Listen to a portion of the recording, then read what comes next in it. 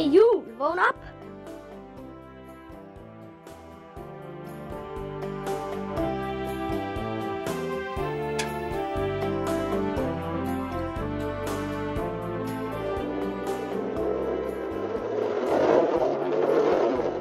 Hej, jeg hedder Emil. Hvem er du? Jeg hedder Vims. Hvor kommer du fra? Over for æsken i skabet. Er det ikke jul? Ikke endnu, men jeg glæder mig allerede. Jeg ser, vi har fået besøg.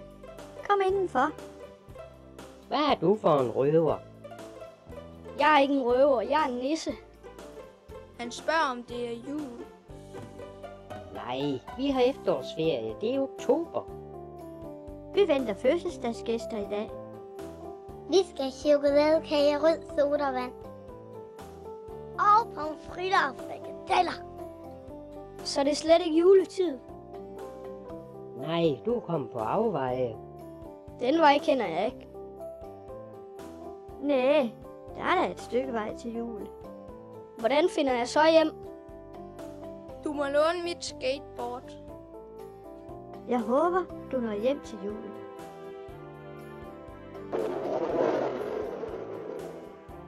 Vågn op. Vims, kan du vågne? Jeg kan vide, hvor han er henne.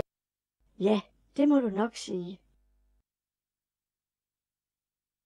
Vågn op, det er jul. Jeg drømte. Hvad drømte du, Vims? At det slet ikke var jul. Men dog, sikkert et mareridt. Få nu det rigtige ben ud af sengen. Du skal jo begynde i din nye læreplads i dag. Ja, og spis din grød op, så Malerklat kan få glæde af dig. Så finder jeg dit nye malertøj frem.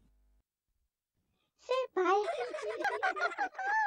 Det er sjovt. Se, hvor det går. Se, hvor højt jeg hopper. Det er sjovt. Det er sjovt. Det kilder i maven. Nej, hvor er det sjovt.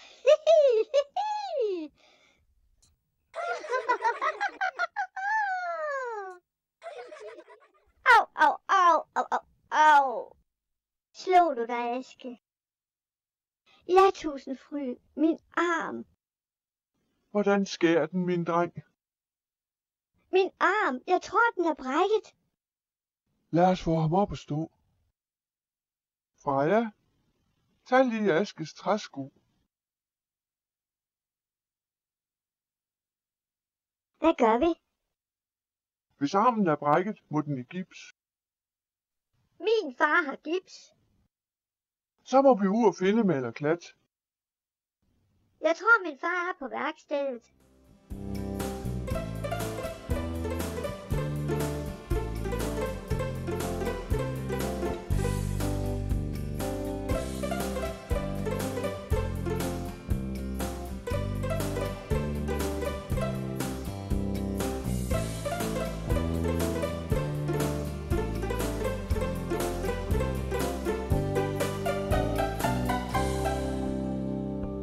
Hvad skylder man æren? Kom indenfor. Goddag, Malerklat. Far, vi må have noget gips. Jamen top, det har vi da nok af. Det er til Aske. Til Aske? Ja, jeg er bange for, at han har brækket armen. Så må vi også have noget gage.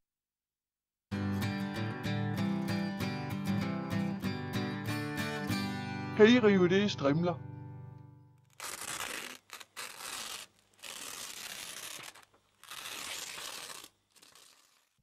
Nu er vi færdige.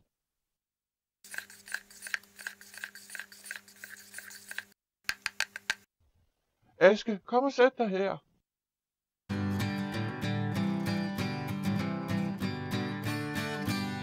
Hvordan er det gået til? Jo, nu skal du høre.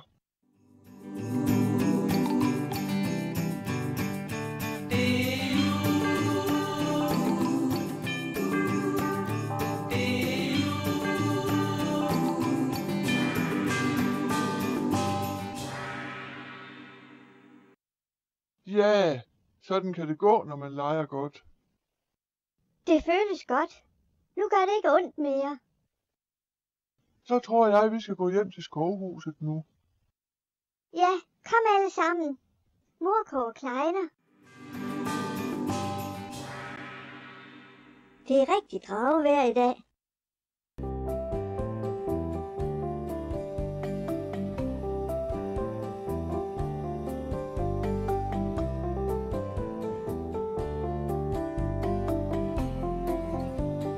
Goddag, Storm. Er Hue hjemme? Ja, det meste af ham er der. Vil du med ud at lege? Ja, Nis, det vil jeg godt. Min far er ved at lave drager til os. Jeg er lige ved at være færdig. Sådan. Skal vi prøve dragerne ude på taget? Jeg tror, der er mere vind på Kælkebakken. Ja, lad os gå derud.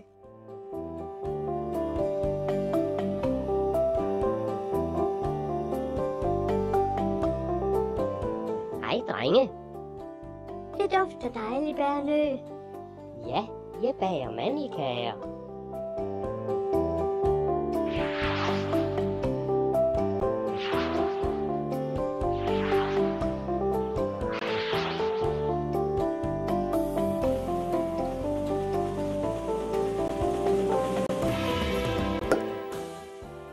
Hej, Nis. Det må du undskylde. Hej, Løjve. Hej, Kælke. I to kan vist godt lide sne. Det er så dejligt koldt. Vi har drager med. Lad os gå op på Kælkebakken. Der er vinden god. Hvis I kører, kan vi få dragerne op. Giv mig lige et skub.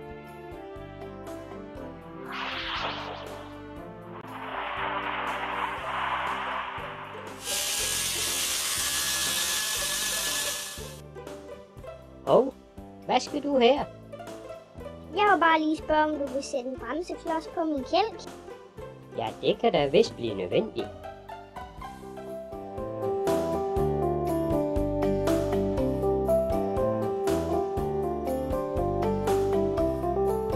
Hov, min faldt ned. Ja, vi mangler opvind. Vi er ellers højt oppe. Jeg tror ikke, det er det samme. Vi prøver igen. Nu kan din kælk bremse. Så passer du på en anden gang. Tak, bil. Skal vi gå ind til byen efter noget tyggegummi? Ja, det kan vi godt.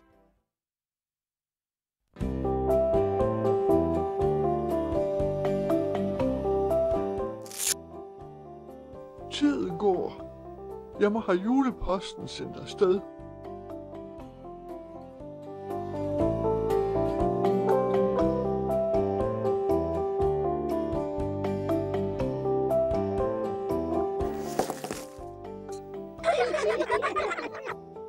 Det er vist en Tycho Brahes dag i dag.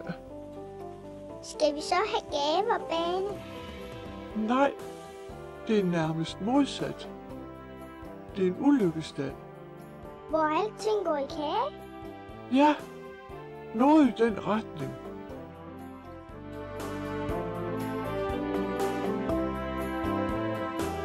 Hej Sille, må vi tage noget tyggegummi? Værsgo, det er selvbetjening. Vi har fået en automat. Nej, hvor er den smart. Kom, lad os prøve. Jeg elsker tyggegummi. Jeg kan aldrig få nok. Jeg må hellere fylde automaten op, når de to har været her. Hvor mange stykker tog du? Milde himmel. Se, jeg kan flyve. Hvad gør vi? Hent din far.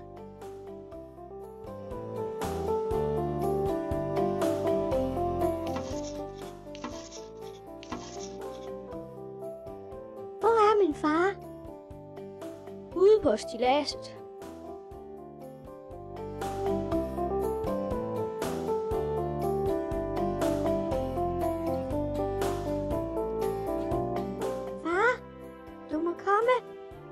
Brænder det, Sille? Er filmen knækket? Nej, det er Supernis.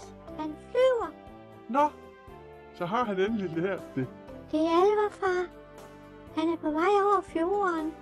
Dør Kridte, så må vi have ham ned.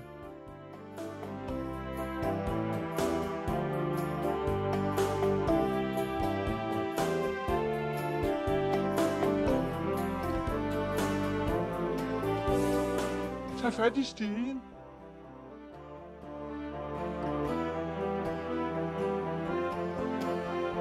Kan I se, jeg kan flyve?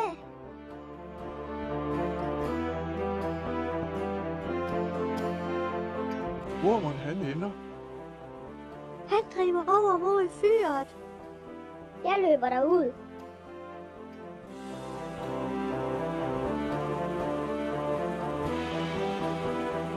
Hvis ikke jeg tager meget fejl, så er Supernis på vej over fjorden.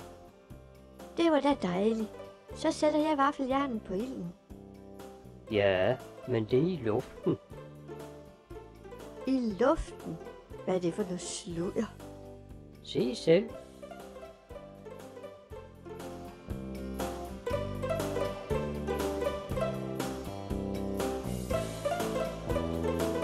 Hej flyver, se jeg flyver. Ja, det gør han sandelig også.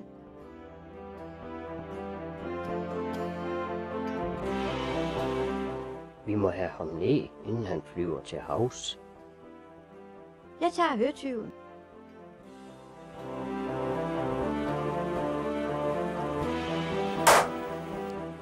Har I fået ham ned? Ja, han kommer nu. I et stykke. Så jeg fløj. Kan I se, jeg kan flyve? Ja, det går i hvert fald den rigtige vej. Må ikke I to trænger til nogle varme vafler? Jo, så kan jeg lære jer alt om at flyve, mens vi spiser dem. Ja, det er godt med dig. Kom nu bare med.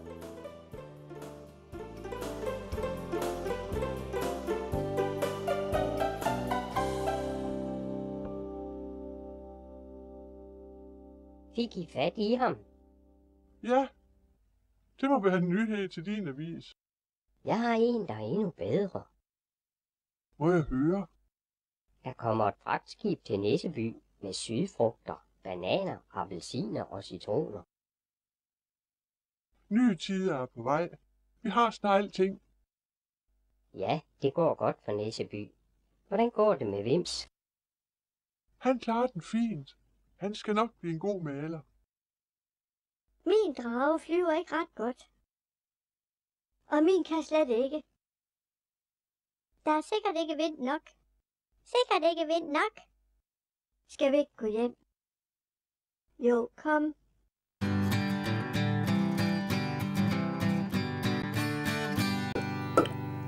Vi ses i morgen. Ses i morgen. Det er et par sjove fætre, de to. Ja, de elsker snebolde. Jeg tror endda, de spiser dem.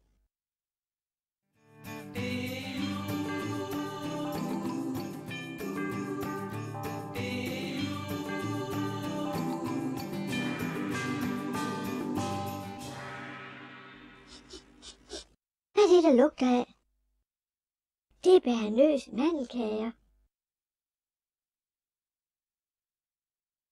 Her lugter brunt og brændt. Ja, næsten ligesom juleaften.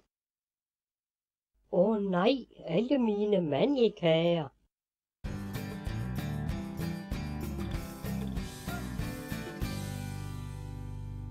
Hvad gør vi nu?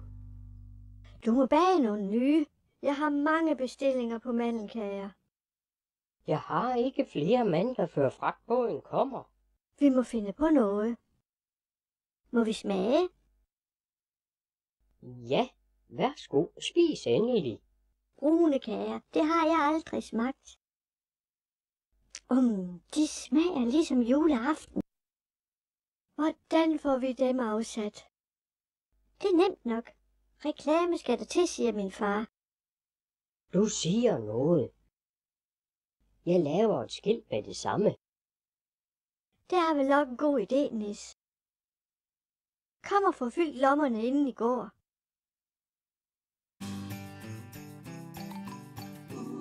Tak for kagerne. Det skilt er flot, Bærnø. Farvel, og tak for hjælpen.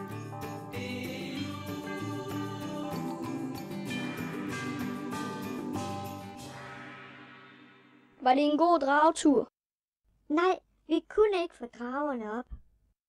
Der er ikke vind nok. Jeg tror, det er halerne, der er for korte. Hvad gør man ved det? Laver dem lidt længere. Gå ind på værkstedet, så kommer jeg ned. Sikke meget maling her er. Tror du, vi må få noget til vores bil? Vi kan da prøve at spørge. Og nu skal I se. Jeg finder lige noget snor. Og papir skal vi også have.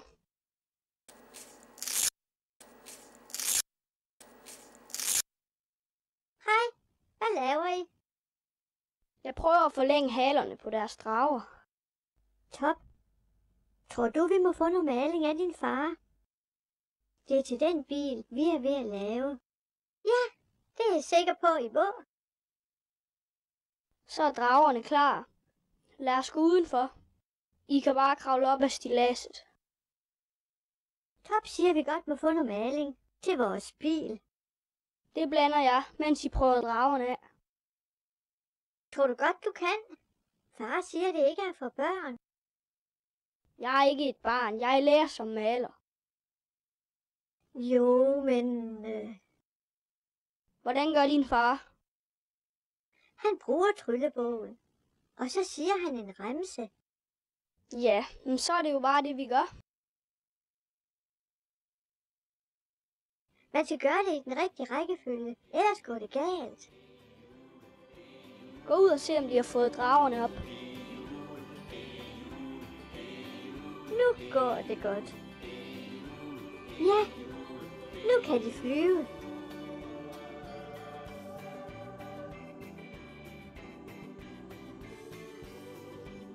Jeg har en tid hos frisør Klemme. Så passer jeg butikken, Candice.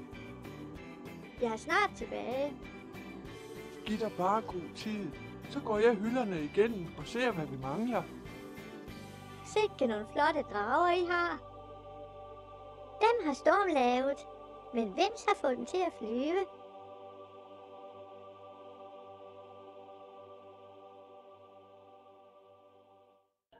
Måneskin og kattespind, julegrød og gaver. Så nu mangler der en side. Nå, så prøver jeg den her. Stjerne klar ved midnatstid, maling blå i bøtten min. Og nu mangler der en side igen. Når man blander himmelblå, skal man passe ekstra på. Er det dig, Vims? Hvad har du lavet? Candice har fået blå hår. Hvad var det? Det kom fra dit værksted. Jeg må hjem.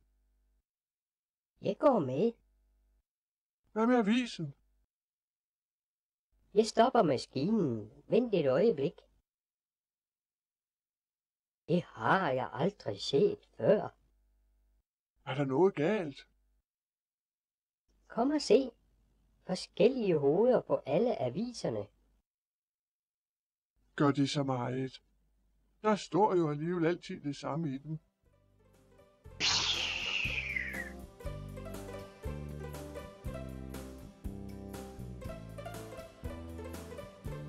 Hvad var det? Dragerne forsvandt. Tror du, det var ham, Tycho Brahe? Det ved jeg ikke. De forsvandt bare. Skal vi ikke gå hjem? Jo, kom. Der er de sider, jeg rev ud. Jeg må hellere lime dem ind i bogen igen.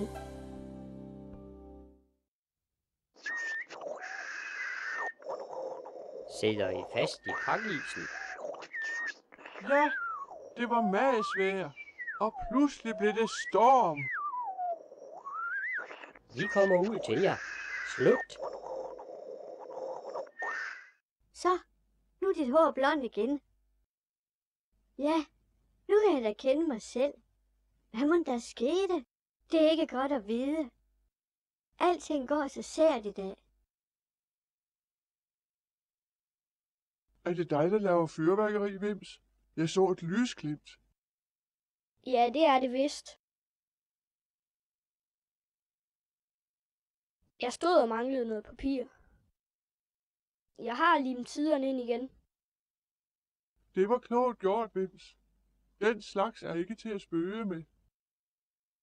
Så er jeg tilbage. Det var godt, du kom, Candice. Skipper Strand fortæller, at fragtskibet sidder fast i pakisen. Får vi så ingen sydfrugter til jul? Det er ikke bare sydfrugter, det handler om. Vi har ikke mere kanel. Hvad skal vi så have på grøden? Jeg har kun karry tilbage. Wow, det kan jeg ikke lide. Risengrød med karry. Det kan man da ikke. Nej, vi må selv ud og hente fragten. Jeg låner Malaklats trækvogn.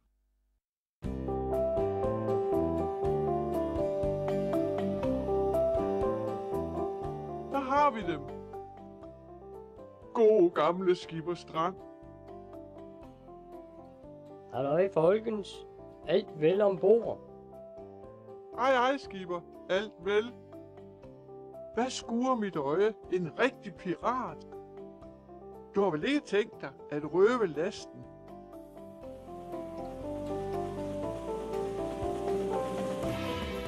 Dit liv får en appelsin. Et øjeblik, herr pirat. Jeg bytter gerne. Værsgo. Kan du spise en banan? Mange tak. Vi har økse og ishakker med. Godt. Så losser vi først. Så bliver hun lettere. Jeg gør kranen klar.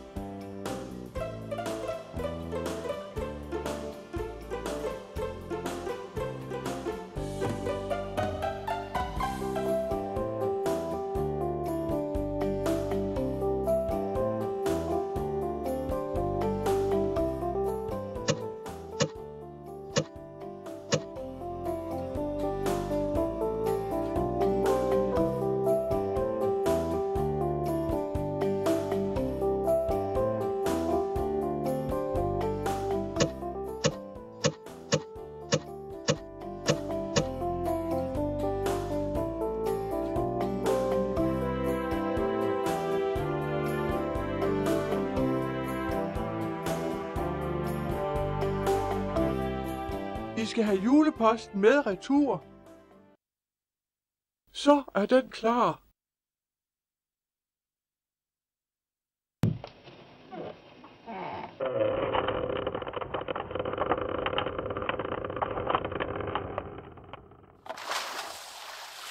God tur og på gensyn.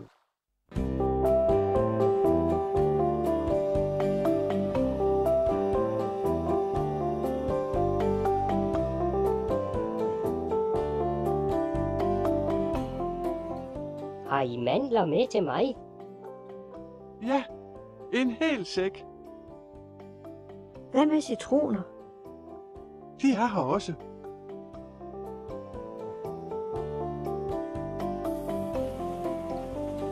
Nej, se. Bilen er færdig. Kom. Må vi få en tur? Ja, værsgo. Det er en julegave til jer. Juhu, en rigtig bil. Tak skal I have.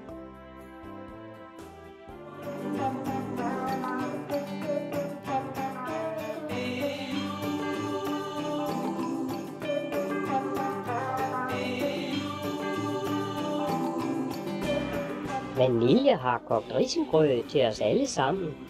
Så giver jeg kanel til grøden. Det er lige, hvad vi trænger til efter sådan en type brasdag.